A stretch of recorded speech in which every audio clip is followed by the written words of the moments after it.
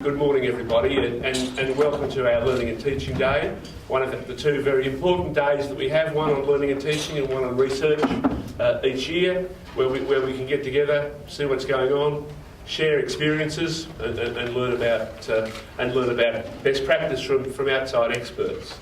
The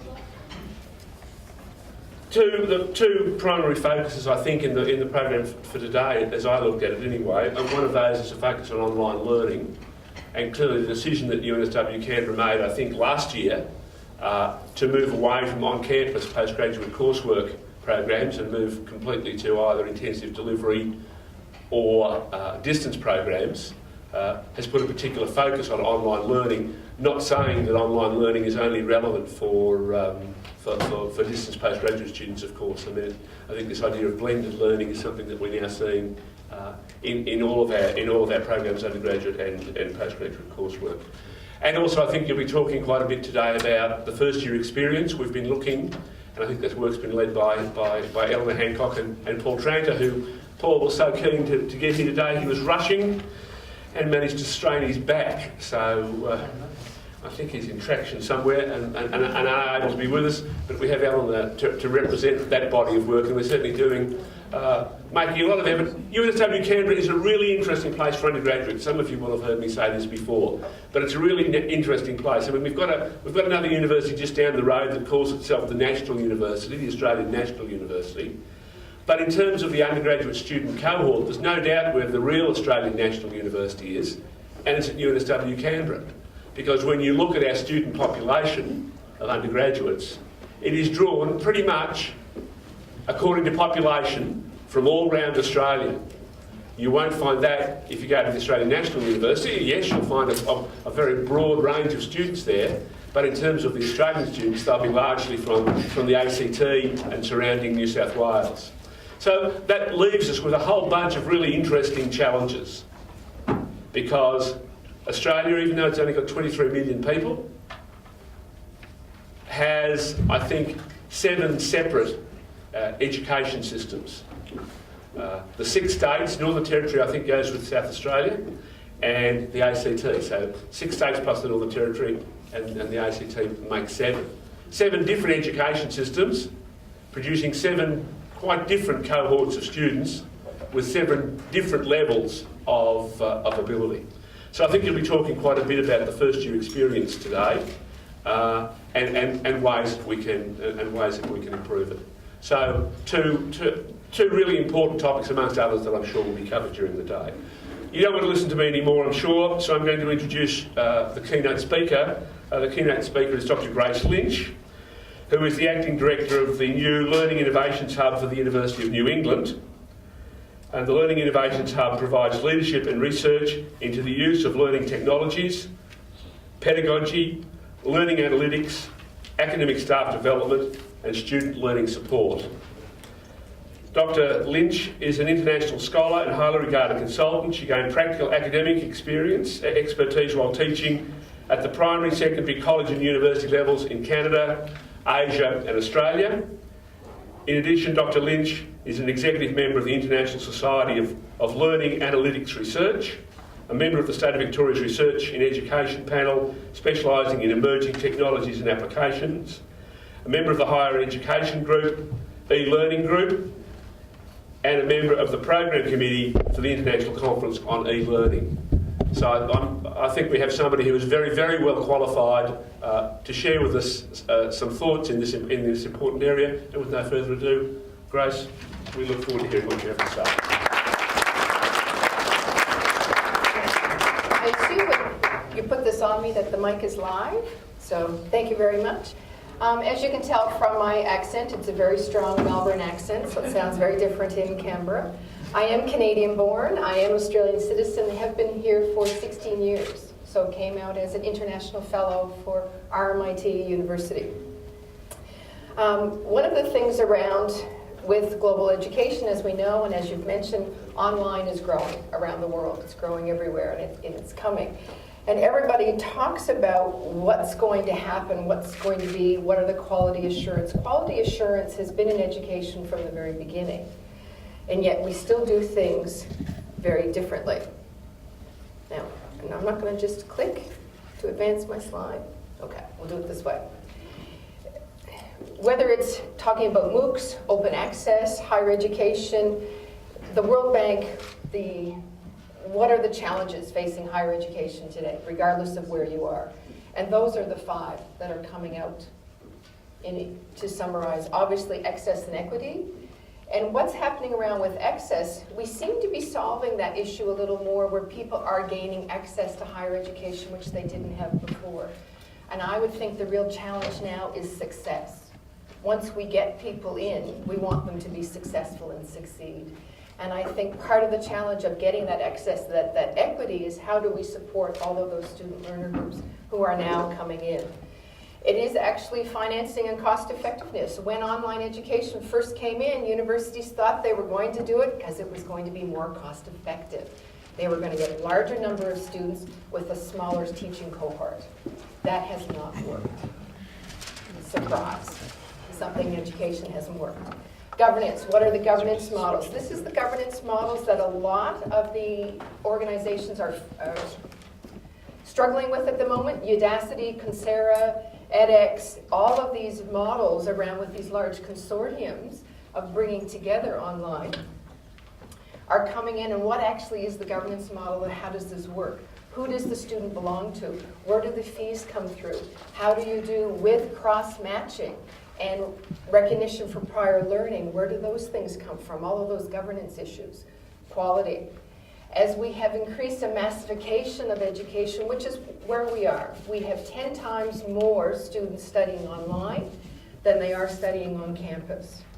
That was a recent study done in the US, and that growth rate is going in the US. In Australia, 29% more students are studying online than are studying on campus. So the growth rate is 29, the growth rate on campus is 5. And those are DWER statistics looking at what we're happening. What this actually means is, again, what I mentioned before, is recognition of qualifications, mobility, the same issue that's facing across the MOOCs of accreditation, badging, credentialing. All of these words coming up are going back to what we used to call recognition of prior learning. How do you match somebody's experience, expertise, qualifications, and study in one sector and move them to another? What is happening and how can they be addressed? What it actually means is you have an extremely diverse student body. A student is not a student. They are very, very different. One of the things that has happened with online education, it has increased that diversification of a student. And one of the works before, as John was mentioning, I have worked for a while before with 5 years with Open Universities Australia. And we were looking at, and we actually tried to segment the student cohort by age, gender, postcode, where they're coming from, their prior study, parents and study, all of those. And we actually came up with 7 different layers of student cohorts for the first year student. Diversification is real, and you cannot assume that everybody in the room has the same background, has the same reason for wanting to study, or understanding what it is they want to do. This means as well is that how you identify quality of the courses is also very multifaceted. Most quality institutions are rated on their quality by federal regulatory agencies on student completions. That's their definition of quality. How many students start and how many finish and complete the degree. Within teaching and learning centers, qualities are different measure. You measure a quality on student satisfaction surveys. What are the students saying about the quality of the experience? Do you have auditors come in and rate? Do you have a classification checklist schedule of what you call an online? What is a quality online learning experience? And you match against a checklist. Quality rating systems and standards have been around for years, and it doesn't matter what's happening. What is, though, is that we do want to try to have what we call a quality teaching and learning approach, or quality learning and teaching. Organizations flip those all the time, depending on what the focus and what they're doing. What we do know is that online education has dramatically increased in quality from its very first introductions. In the late 80s, I taught at a community college, TAFE. I taught applied physics, and I was the first person to have a computer in my classroom, little Commodore 64, the little green man, computer-aided learning coming in. Quality assurance then came in from that. So we have had quality assurance programs for teaching quality for decades, if not hundreds of years. And yet, we still have failures in education. We still have failures of systems.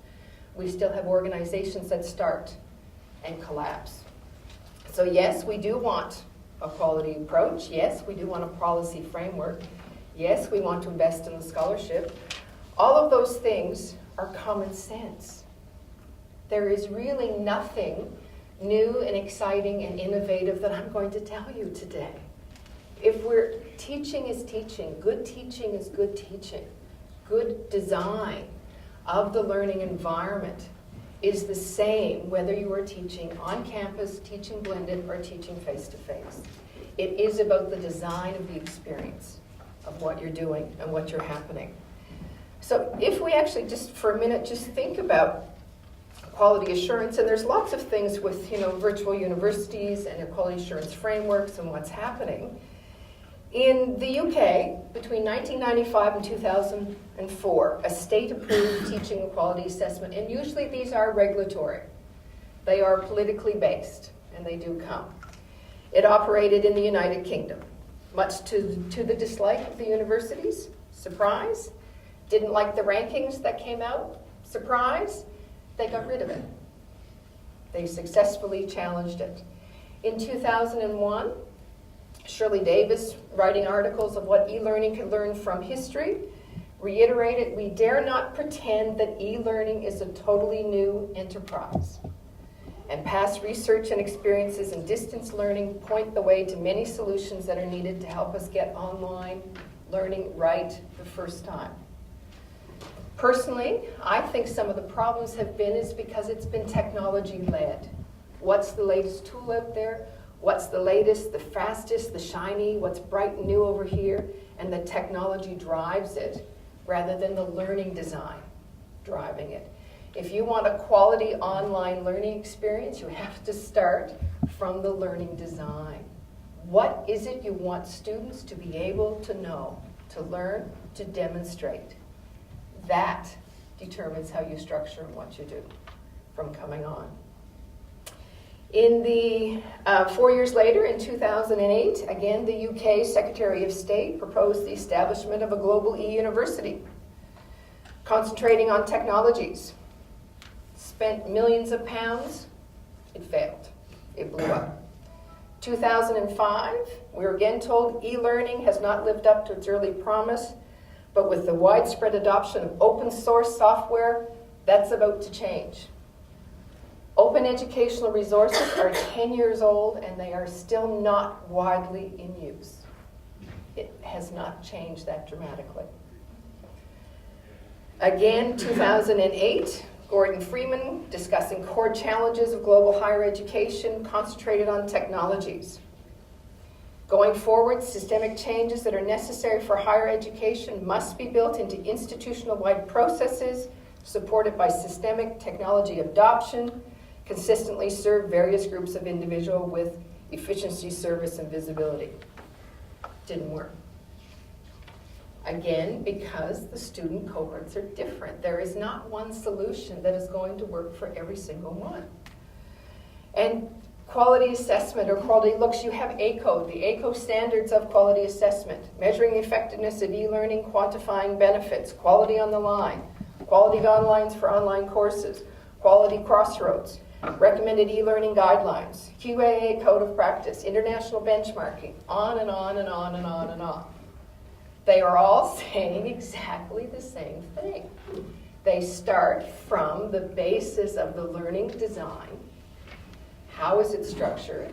How are students interacting with the materials? How are facilitators, mentors trained to work and engage with students? And ultimately, the final check of success, do students finish and pass?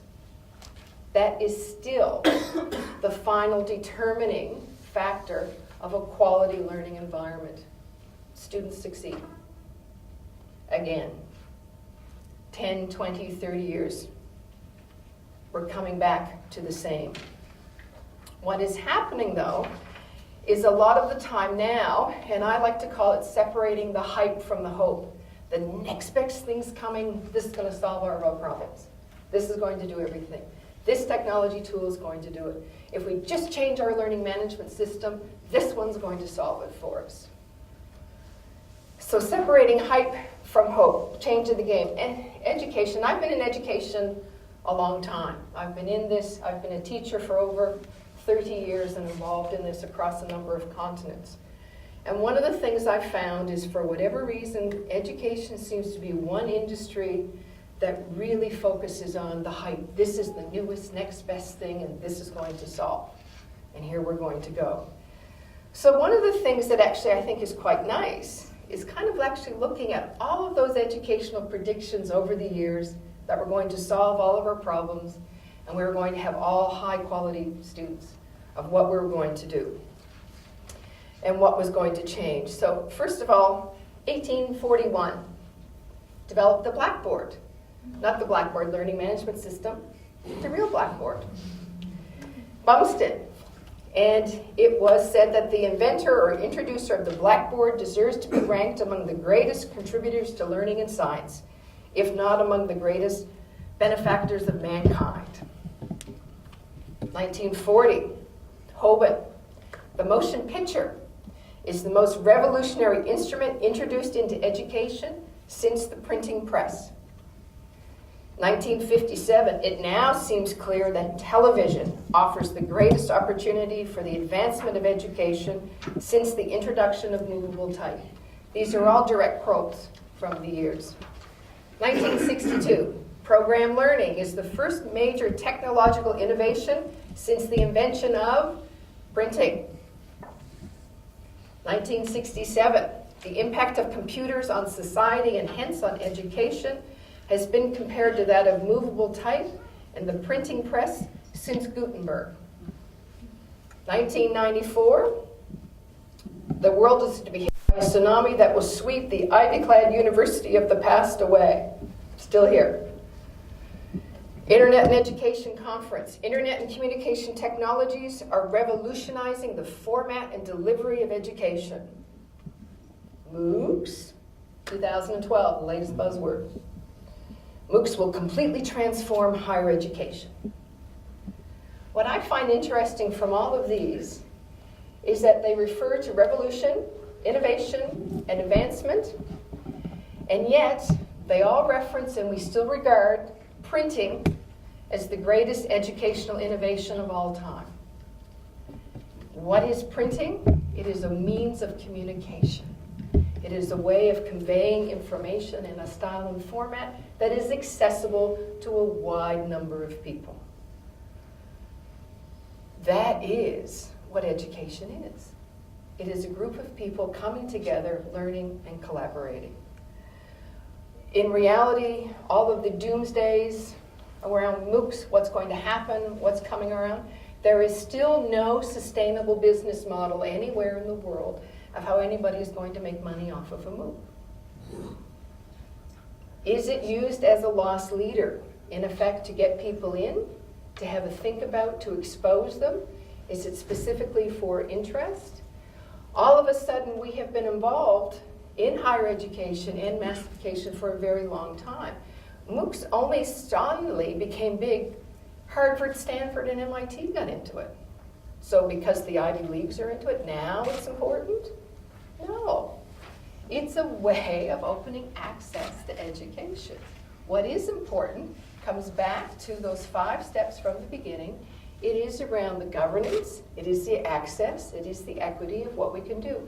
A MOOC is nothing without the university. Why do students take MOOCs?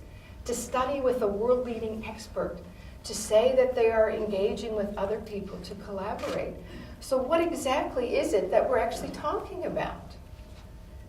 We shouldn't be panicking, and institutions are panicking and are rushing to jump on the bandwagon of MOOCs, to be involved, to be there because they don't want to be left behind.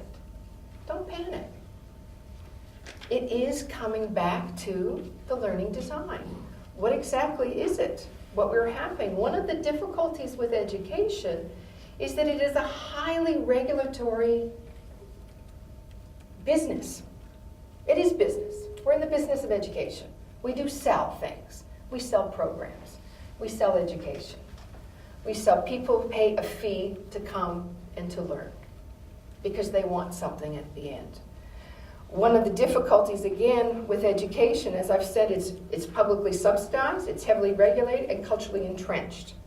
But we do know with the changes in the internet and the changes in other sectors, looking at newspapers, looking at magazines, how has the internet and the digital changed, that we do have to make changes. And I believe history is useful in reminding us not to get carried away and to learn from the lessons of the past.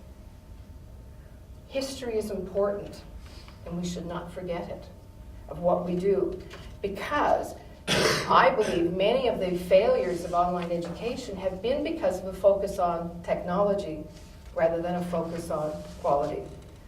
So again, don't panic. Quality assurance, they're all the same. I could give you 10 quality assurance programs, 10 standards. Ultimately, they're all going to be the same. They're all going to be ranking and checking the same thing, and it is going to be around the standards of what's happening. What are you looking at? Online isn't new. It's been around a long time. We do know how to do online well. We do know that students want to feel a sense of community. We do know that students want to interact with each other in a social space. And for them, social space is online as well as in the coffee. One of the things that I did last year was I worked on a project with Griffith University, the University of South Australia, and Curtin University, looking at first-year students.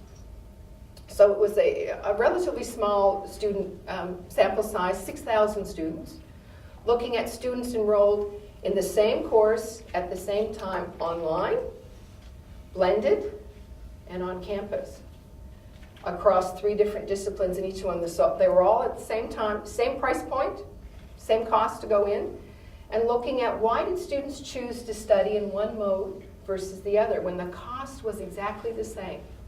What were their experiences?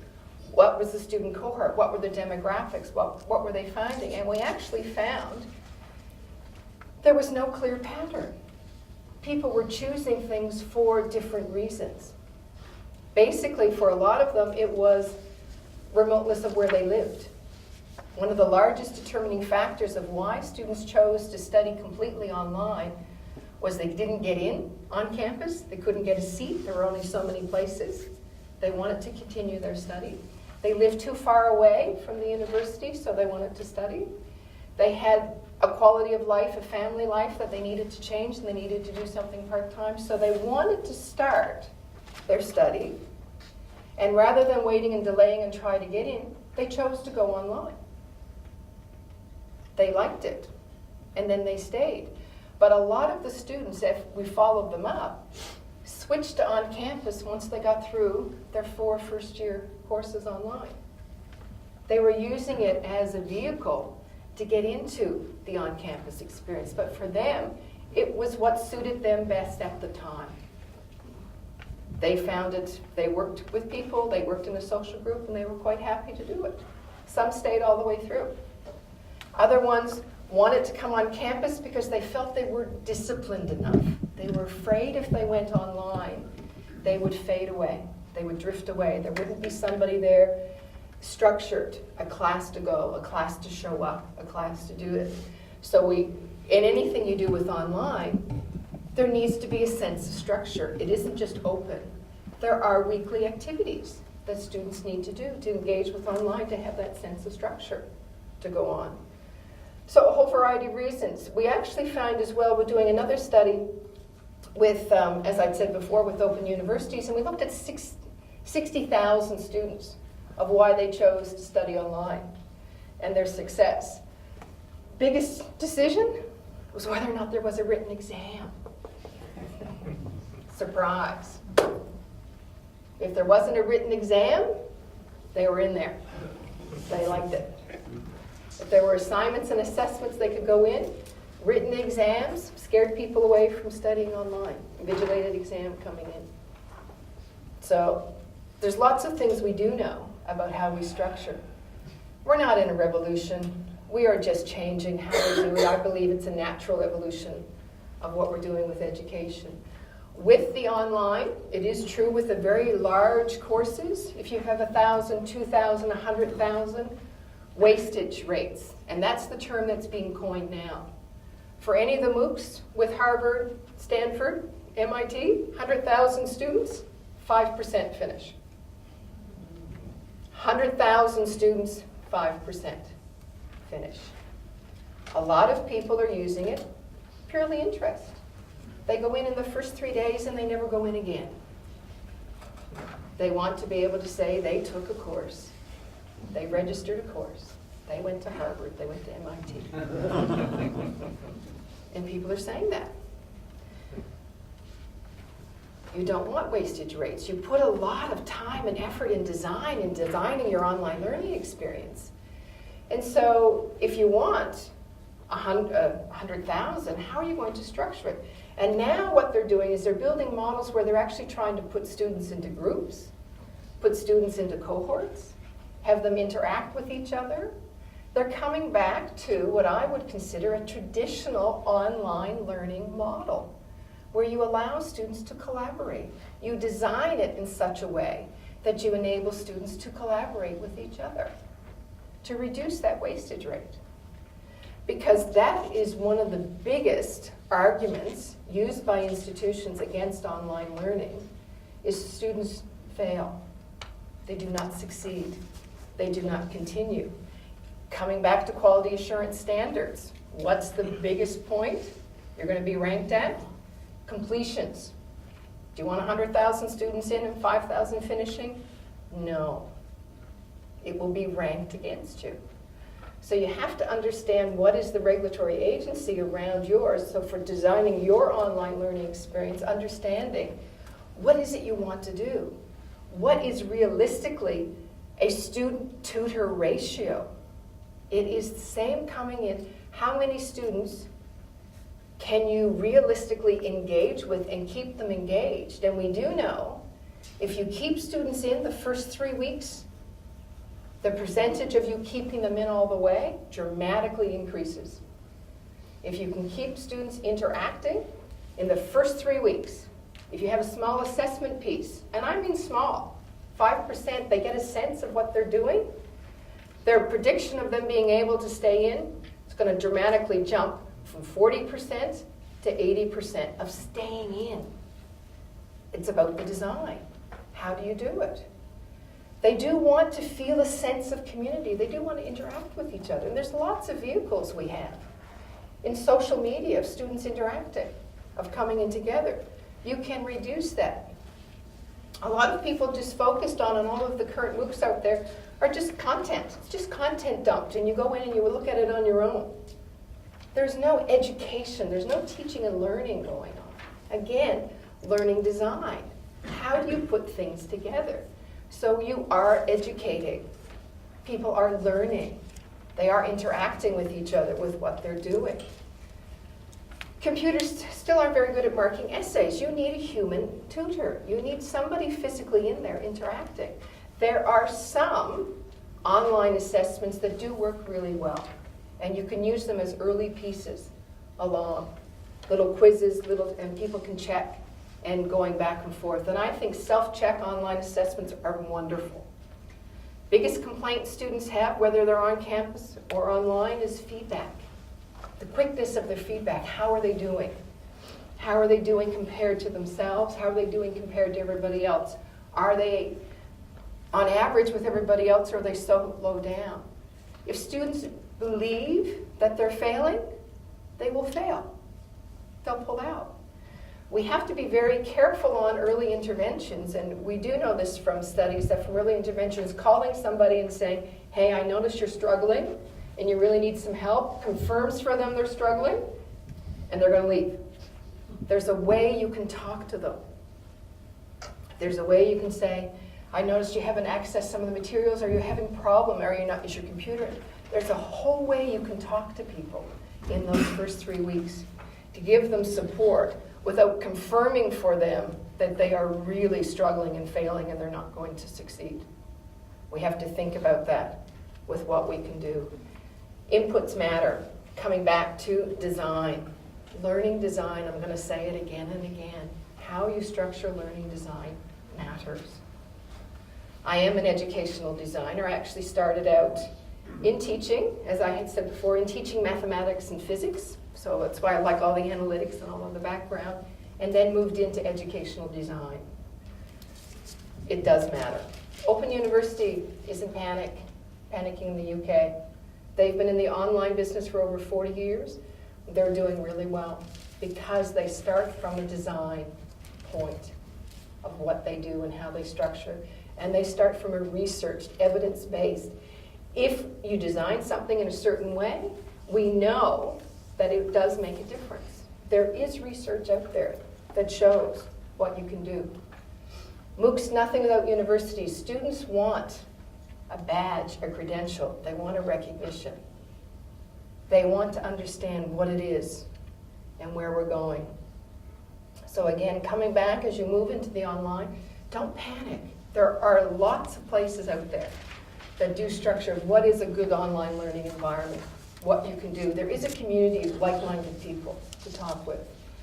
Don't be complacent, just think that how it all is. Your IT is important, but I believe that IT, the technology should be an enabler. It's not a driver. What is it you want to do? And I can find you the best piece of technology to do what it is you want to do, not the other way around. So one of the things, as David was mentioning earlier and John, was that at UNE has been, as you know, is a regional university. It's been around since 1938, and 80% of its students are distance. So it has always been a distance university. And yet still, it is investing a lot of time and effort and money in online education. There is a difference in distance education and online education. And it is in how you design the materials and what you do, how you interact with what you do. Open access to learning is allowing everyone to get into it regardless of the prerequisites. Open Universities Australia, that first year cohort, anybody gets in regardless of the prerequisite. That comes back to the student's success. If you have people coming in, how are you going to help them succeed? What other support structures are you going to put into place? And it is around developing professional development programs. Teaching online is different than teaching on campus, with the premise that the learning design is the same. How you interact and knowing the environment is the same way of coming into a classroom, knowing where the switches are to turn the lights on, knowing where the mics are on. It is the same as coming into an online environment and knowing where the folders are, where the structure are. People need assistance in that. That's all it is. It is around looking at the collaboration of what is coming together. So really, we are talking about what we're doing is learning. That's really what we want to say. It is communicating. All teaching is communicating. And what we do know is that learning is a collaborative experience. You do interact and engage with each other, and you do want to engage. It should always be about the student. The student experience should be at the center. Regardless of what you do with it, how you put it together. What are your priorities? Again, it is around looking at the quality of the teaching and learning, collaboration, research-informed, graduate attributes. I know that I'm getting close to time here. Exactly, that's all coming up. We do know, one of the things that in education we have been involved in a long time around what are academic analytics, so after the fact. How many students finished? What was the pass rate? What was the grade distribution? What did they go on to do? Learning analytics is a relatively new field. It's only 3 years old. And it is about trying to make changes during the learning experience.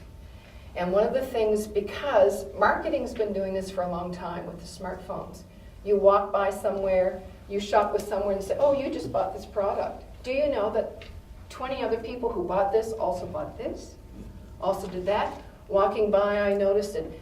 Marketing has been pulling all of that digital footprint up and using it. And what we're just doing now is being able to understand within our learning management systems, there's all kinds of information that we can grab. And we can help to personalize and to structure. And again, if we design it right in the first time. And being able to make changes of what happens. So what we actually know is commitment, engagement, persistence. There's different amounts of data we want to gauge where students are thinking about studying, when they're engaging. I talked about the 3 weeks. Persistence when they finish and they re-enroll. Again, we're in the business of education. We want people to re-enroll. We don't want them just to come once. We want them to come again and again, to take a number. So any design that you're going to do, the very basic 3 questions: what is it you want the students to do? What do you want to do? Why is that important? And how are you going to structure it? How are you going to do and follow through in that way? That's it. Thank you.